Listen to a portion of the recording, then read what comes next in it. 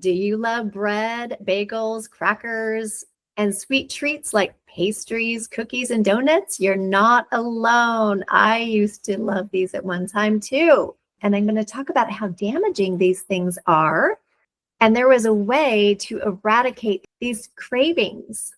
And once you do, you can start healing because eliminating gluten will help you start healing in amazing ways. So that's what today's episode is about. So let's dive in. Are you struggling with multiple sclerosis? Or you have a loved one who's been diagnosed and you've been searching for more answers outside your typical medical system? You're not alone. Your intuition is telling you there's more information out there, and you're right. Hi, I'm Adrienne. I'm a certified integrative nutrition health coach, author, and speaker. I'm also somebody who has reversed and healed all of my own MS symptoms and can get you there too. Are you ready to dive in? I am. Let's go. I want to talk to you guys about a toxin that we should all avoid when we are not healthy, when we're trying to get well with MS. And I'm going to talk about gluten and grains. Dr. Terry Wahls has a section in her book about grains and gluten, and it's called the Wahls Protocol. Let me give you some information. Now, there's a short section in her book where she talks about casein, also known as dairy, and gluten and grains. She combines talking about dairy and gluten together. So I'm going to read a short section of her book called the Wahls Protocol. So she says there's a lot of buzz in the media these days about going gluten-free and or dairy-free. There are some recognized conditions like celiac disease and lactose intolerance, which require taking gluten and dairy off the menu. But what about all other people going gluten-free and dairy-free?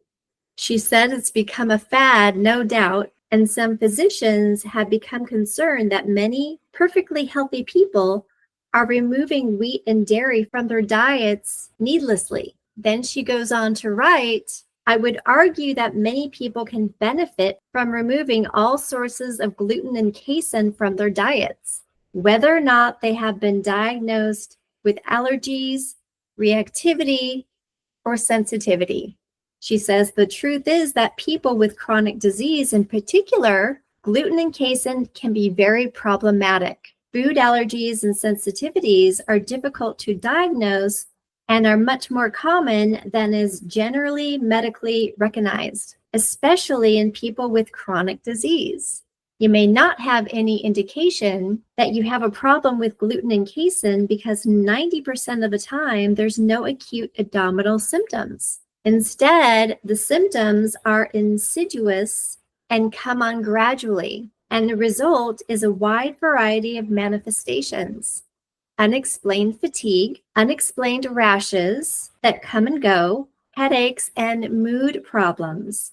And then it goes on to say, there's a wide variety of health problems that may include allergies, asthma, autism, and other brain disorders, chronic migraine, eczema and other skin disorders, infertility, inflammatory bowel disease, irritable bowel syndrome, psoriasis, psychiatric disorders, and thyroid disease. And she also says, because many of us have been consuming grains and dairy most of our lives, we don't know if we have sensitivity issues or not. And we might not realize how many of our symptoms might be related to food sensitivity or gluten and dairy. Your body is in a steady state based on what you're eating now and has adapted to the damage that's being done. She says, you're used to feeling the way you feel. She says, get ready to start feeling a lot better. And then she has items in her book that contain gluten that we should avoid. So I'm going to go over these. Barley, bulgur, cereal containing wheat, barley or rye, couscous, matzo flour, panko, or most breading that contains gluten, most pastas, rye and anything containing it, seitan, pure wheat gluten, udon noodles, wheat and anything containing it, including wheat bran and wheat germ. That includes most bagels, bread, crackers, muffins, cookies, cake, and pastries. And she says the wheat cousins are spelt, farro, kamut, and incorn. It's EINCORN. So I apologize if I did not pronounce that correctly. So here are the approved grains on her list and starches: amaranth, arrowroot, buckwheat, chickpea flour, and other legume-based flours. It's kind of funny because she doesn't allow beans or gluten on her diet, but she does allow bean flours. Also, coconut flour is allowed, corn, flax meal, millet, nut flours like almond flour, oats. But she specifically says only the ones that are certified gluten-free. She says standard oats are typically cross-contaminated with gluten. And then she said packaged food labels that say gluten-free. But I also tell people, be sure to look at all the other ingredients because there could be things in there that are not healthy. She's also got potato flour, quinoa. I love quinoa, rice, all types, sago, sorghum, soy flour, tapioca, and teff. So actually, I was quite happy with her diet that I can eat rice and quinoa and a few other things that I was familiar with that I liked that I can replace gluten with, I can replace bread with. And I had a much easier time doing that. Now, there's another doctor I follow. His name is Dr. Josh Axe. You can look him up, Google him. He's all over. He's on YouTube. And I've got one of his books called Eat Dirt. And this book is really interesting. It talks about leaky gut, about being the root cause of a lot of health problems. I'm going to read you a little bit about grain in the gut. This is in his chapter 5. It's called You Are What You Eat in this section. And he says, wheat is the most commonly used grain and the predominant ingredient in everything, including breakfast, cereals, to bagels, to pasta, to pizza, and desserts. While it's true that people have been baking and cooking with wheat for centuries, today's wheat does not resemble the wheat from our ancestors. For the last 50 years, modern wheat has been crossbred with other grains and species to increase yields and sprayed with massive amounts of chemical fertilizers and pesticides. He says there's another cost to this process. He says, because of this, the wheat or grains have fewer nutrients, more weight-producing carbohydrates, and more gluten, phytic acid. He says, in my opinion, our wheat consumption is the primary culprit of our country's obesity epidemic. He goes on to say, gluten, a protein found in wheat, rye, spelt, and barley, is derived from the Latin word glue, which makes sense because this sticky, gooey protein acts like an adhesive to hold foods together. Gluten in a flour and water mixture gives dough its elasticity qualities and allows bread to rise in the baking process. Yet we lack the specific enzymes to fully break down and absorb the gluten.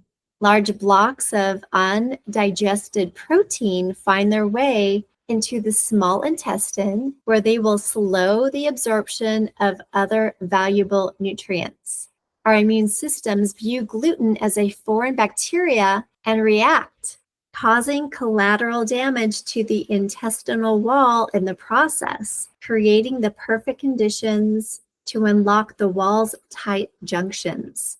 In this case, the gluten molecules sail right through the intestine, priming us for a variety of diseases and digestive troubles. So that's a little excerpt from Josh Axe's book, Eat Dirt.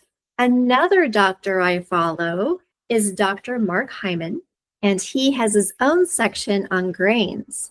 In fact, I love his book called Food, and the reason I do is because it's so self-explanatory, and every section has a quiz. in the very beginning of that chapter. And then he has the answers and he explains why. So for fun, I'm going to go ahead and read these true and false questions to you, and then I'll tell you the answers. So again, this chapter is called Grains. It's right in the middle of his book called Food. And so here we go. True or false?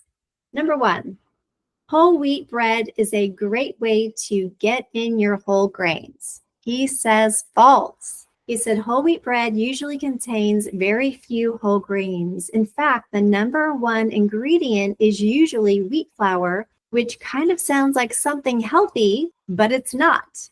It's white flour with a few whole grain flakes in it, and usually a lot of sugar or even high fructose corn syrup. He says, don't be fooled by the whole grain label. He says it's also finely ground, which makes it act a lot like sugar. So number 2, true or false? Oatmeal is the most nutritious thing you can eat for breakfast.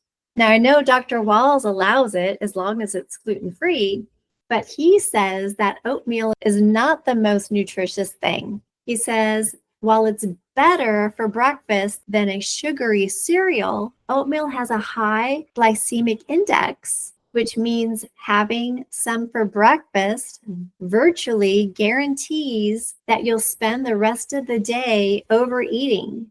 He says, steel-cut oats are not much better. Protein and fat are the best things for breakfast. Number 3, corn is starchy and not nutritious. So he writes true and false. He says corn is starchy but contains fiber and antioxidants, which give it its bright yellow color. Number 4, true or false? You should eat at least 2 to 3 servings of grain per day. He says false. You don't need grains at all. In fact, he says you can get the nutrients they contain from other less problematic foods. He says you have no biological need for carbohydrates, and a high grain, high carb diet is the last thing you need if you want to lose weight. Okay, number 5, gluten-free foods are part of a fad diet that you should not buy into. False. Of course, you guys knew that. It turns out we'd probably all be better off without gluten. He mentions Dr. Alessio Fasano of Harvard, and the world's leading expert on gluten, says that non-celiac gluten sensitivity is a real ailment, and that anyone who eats gluten is doing small amounts of damage to their intestinal lining, creating leaky gut and inflammation. Even if you're not celiac, gluten is not something you should eat regularly. Number 6, all of the grains you can eat, rice is the most nutritious. True or false? He wrote mostly false as the answer. He said some rice varieties are healthier than others, but there are more nutritious grains and fewer carbohydrates. He says black rice, quinoa, and buckwheat, for example. Number 7, true or false? This is the last one. Grains contain good fiber that help keep you regular. He says true. Whole grains contain fiber that helps keep your bowels healthy, but so do a lot of other plant-based foods. So anyway, again, I love his quizzes in the beginning of each chapter of his book. So there you have it. If you have MS and you are healing, you're in the healing stage, you do want to avoid gluten as much as possible. I know when I was healing and I found out that I had to take gluten on my diet, I just did it. I was happy that I can eat a few grains. I did eat some rice here and there and quinoa. Those were kind of my favorite substitutes. But no, if you can take regular flour and gluten out of your diet, you're going to heal so much more quickly, and you'll be amazed of how much better you feel after 10 to 12 weeks, for example. I know that I did. And if you want some recipes and you want to follow my program, go to my webpage called nourishyourway.com and go to the Work With Me page. And I help people eliminate gluten the easy way. I've got a lot of recipes that are gluten-free that you can make at home. So you will not feel like you're missing out at all. And again, if you want to heal more quickly, join me. But my 12-week program will turn your life around.